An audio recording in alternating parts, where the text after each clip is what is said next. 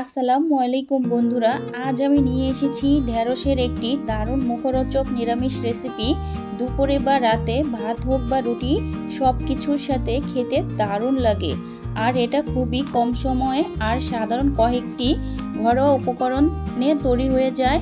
আর অনেকেই আছেন ঢেঁড়স খেতে একদমই অপছন্দ করেন, তো একবার এইভাবে বানিয়ে দেখুন। আমি গ্যারান্টি দিচ্ছি ঢেঁড়স পছন্দ হোক বা না হোক, সকলে আঙ্গুল চেটেপুটে খেতে বাধ্য হবে। বাজারে এখন কচি কচি ঢেঁড়স পাওয়া যাচ্ছে, আর এই গরমে নতুন সবজি খেতে কিন্তু ভীষণ সুস্বাদু হয়। তো চলুন আমি মূল রেসিপিতে চলে যাচ্ছি। এখানে আমি 250 গ্রাম ঢেঁড়স নিয়ে নিয়েছি, আর ঢেঁড়সগুলো আমি ভালো করে পরিষ্কার করে নিয়েছি। এখন আমি ঢেঁড়সগুলো আমি কেটে নিব। তো ঢেঁড়সগুলো আমি মাঝখান থেকে 2 টুকরো করে নিয়েছি, আর যেগুলো বড় ওইগুলো আমি 3 টুকরো করে নিয়েছি। এখন আমি কিছু মশলা বেটে নিব, এজন্য একটা শিলনোড়া নিয়ে নিয়েছি। এখানে আমি 2 টেবিল চামচ পরিমাণ হলুদ সরিষা নিয়ে নিয়েছি। এখন সরিষাগুলো আমি ভালো করে শিলনোড়া দিয়ে বেটে নিব। আর একটা কথা, যখন আমরা ঢেঁড়সগুলো কাটতে যাব তখন কিন্তু আগে থেকে ধুয়ে আর একটা টিস্যু কাপড় বা পাতলা নরম সুতি কাপড় দিয়ে ঢেঁড়সগুলো মুছে নিতে হবে, যেন ঢেঁড়সের গায়ে কোনো রকমের জল বা পানি না থাকে।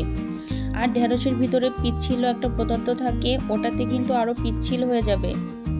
এখন দিয়ে দিব যে পেঁয়াজ কুচি করে রেখেছিলাম, আর আস্ত একটা রসুন আমি কেটে ধুয়ে রেখেছি। এখন এগুলো আমি ভালো করে পেস্ট করে নিব। তো দেখুন মিহি একটা পেস্ট হয়ে গিয়েছে। এখন এটা আমি বাটিতে তুলে নিচ্ছি।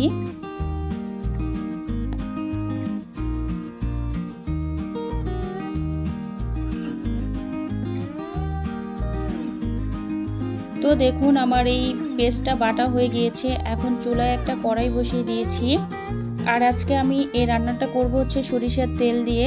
তো তেলটা যখন গরম হয়ে গিয়েছে, আমি এখানে 1 টেবিল চামচ পরিমাণ সাদা যে জিরা ওটা আমি দিয়ে দিয়েছি। তো ওটা যখন গরম হয়ে গিয়েছে, আমি যে ঢেঁড়সগুলো কেটে রেখেছিলাম, তো ঢেঁড়সটা আমি প্রায় 5 থেকে 6 মিনিটের মতো আমি ফ্রাই করে নিব। এখন আমি স্বাদ মতো দিয়ে দিচ্ছি লবণ, আর লবণটা দিলে কিন্তু ঢেঁড়সটা তাড়াতাড়ি কিন্তু সিদ্ধ হয়ে যাবে। আর এই রান্নাটা কিন্তু সরিষার তেল দিয়ে করলে দারুণ একটা ফ্লেভার বের হয়, আর খেতে কিন্তু দুর্দান্ত লাগে। তো দেখুন আমি ঢেঁড়সগুলো কিন্তু ভালো করে ভেজে নিচ্ছি। এখন আমি চুলার আঁচটা মিডিয়াম করে রেখেছি, না হলে ঢেঁড়সগুলো কিন্তু নিচ দিয়ে পোড়া লেগে যাবে। তো এই মুহূর্তে আমি অনবরত নেড়ে দিব। ঘরে যদি মাছ মাংস নাও থাকে, তখন কিন্তু আপনারা ঢেঁড়সের এই নিরামিষ সবজিটি বানিয়ে খেতে পারেন। আর ছোট থেকে বড়রা সবাই কিন্তু খুবই পছন্দ করবে।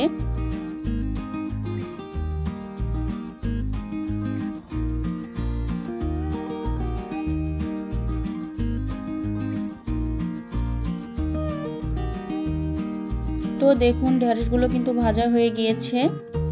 এখন আমি ঢেঁড়সগুলো তুলে নিব। তো আপনাদের কিছুটা আমি কাছ থেকে দেখাচ্ছি। আর এইভাবে ঢেঁড়সটা রান্না করলে ঢেঁড়সের কালার সুন্দর থাকবে, সবুজ থাকবে, আর দেখতেও খুব ভালো লাগবে। তো আমি সবগুলো ঢেঁড়স তেল থেকে ছেঁকে তুলে নিচ্ছি। আমার চ্যানেলে যদি কোনো নতুন বন্ধু হয়ে থাকেন, প্লিজ আমার চ্যানেলটি সাবস্ক্রাইব করে দিবেন, পাশে থাকা বেল আইকনটি প্রেস করে দিবেন। তো দেখুন আমি সম্পূর্ণ ঢেঁড়সগুলো নিয়ে নিয়েছি। এখন ওই তেলের ভিতরে আরও কিছুটা পরিমাণ আমি সরিষার তেল অ্যাড করে দিচ্ছি। এখন দিয়ে দিব 1 টেবিল চামচ পরিমাণ কালো জিরা। আর কালো জিরাটা অবশ্যই দিবেন আপনারা, তাহলে ভালো লাগবে খেতে। তো এটা আমি মিনিট 1.5 মতো ভালো করে ভেজে নিব।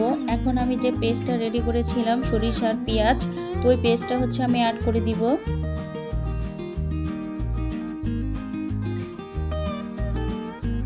তো এটা আমি ভালো করে ভেজে নিব, যেন সরিষার যে একটা গন্ধ ওটা যেন চলে যায়, স্মেলটা। তো এখন আমি দিয়ে দিব পেঁয়াজ কুচি আর কাঁচামরিচ কুচি। তো এগুলো চাইলে আপনারা দিতেও পারেন, তো আমি দিয়ে দিব। তো এখানে আমি 2 থেকে 3টা কাঁচামরিচ ফালি করে দিয়ে দিলাম। তো এগুলো এখন আমি ভালো করে একটু ভেজে নিব।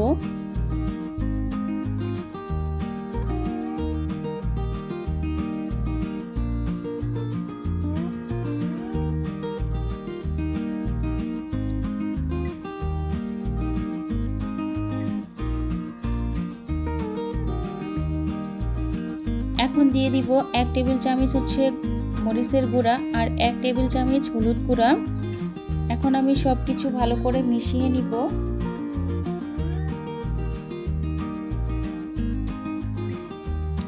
আর এখন বাজারে কিন্তু অনেক কচি কচি ঢেঁড়স পাওয়া যাচ্ছে। আপনারা কিন্তু এভাবে কিন্তু ঢেঁড়স কিনে এনে কিন্তু এই দুর্দান্ত রেসিপিটি কিন্তু বাসায় ট্রাই করতে পারেন। আর খুবই সুস্বাদু আর সুস্বাস্থ্যকর একটি রেসিপি। তো এখন আমি পানি দিয়ে দিলাম। এখন মশলাটা আমি ভালো করে কষিয়ে নিব।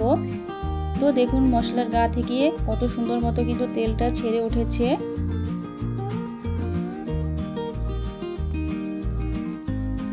তো মশলাটা আমার কষানো হয়ে গিয়েছে। এখন আমি যে ঢেঁড়সগুলো ভেজে রেখেছিলাম, ঢেঁড়সগুলো হচ্ছে আমি এখন অ্যাড করে দিব।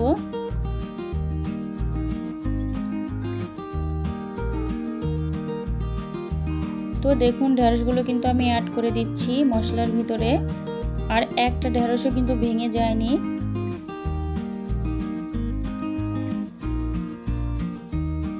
তো এখন মশলার সাথে আমি ঢেঁড়সগুলো ভালো করে মিক্সড করে নিব। আর এই কাজটি কিন্তু একটু ধৈর্য সহকারে করতে হবে, না হলে ঢেঁড়সগুলো কিন্তু ভেঙে যাবে বা গলে যাবে। মানে আস্তে আস্তে হচ্ছে নেড়ে চেড়ে দিতে হবে।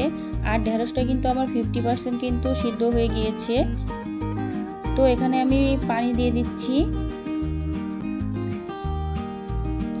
আজকে আমি ঢেঁড়সটা হচ্ছে রান্না করব শুকনো শুকনো করে, বেশি ঝোল রাখবো না। তো আমি আর পানি অ্যাড করব না।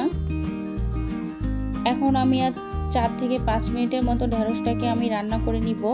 এখন আমি তরকারির ব্যালেন্স স্বাদ বাড়ানোর জন্য আমি হাফ টেবিল চামচ পরিমাণ হচ্ছে চিনি দিয়ে দিলাম। তো চিনিটা দিলে কিন্তু নিরামিষ তরকারির স্বাদ কিন্তু বহুগুণ বেড়ে যায়। তো এখন আমি ভালো করে নেড়ে চেড়ে রেখে দিব।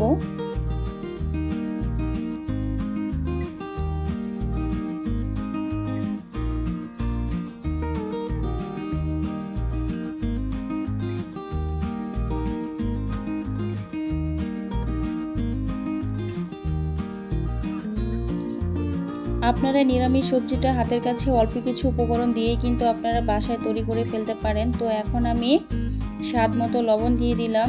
তো এখন আবারও সব কিছু ভালো করে একটু মিক্সড করে নিচ্ছি।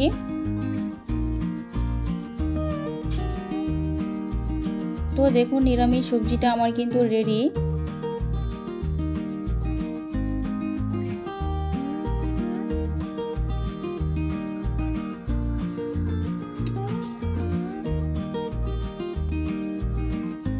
একটা ঢেঁড়সও কিন্তু ভেঙে যায়নি। তো এখন আমি চুলা থেকে নামিয়ে ফেলবো। আপনাদের আমি কাছ থেকে দেখাচ্ছি কতটা সুন্দর হয়েছে পারফেক্ট ভাবে।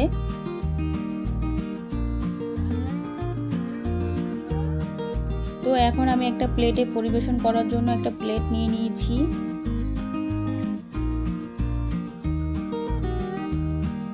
দেখতে যতটা লোভনীয়, মাশাআল্লাহ খেতে কিন্তু দারুণ লাগবে। এটা আপনারা গরম ভাতের সাথে বা রুটির সাথে সবকিছুর সাথে কিন্তু খেতে পারেন, খুবই ভালো লাগবে।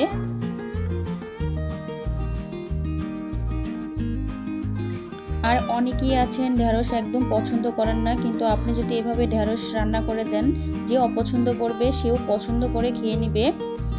তো আজকের মতো আমি এখানেই বিদায় নিচ্ছি। সবাই ভালো থাকবেন, সুস্থ থাকবেন। দেখা হবে পরবর্তী নতুন কোনো রেসিপিতে। Thanks for watching my video. Okay, আল্লাহ হাফেজ।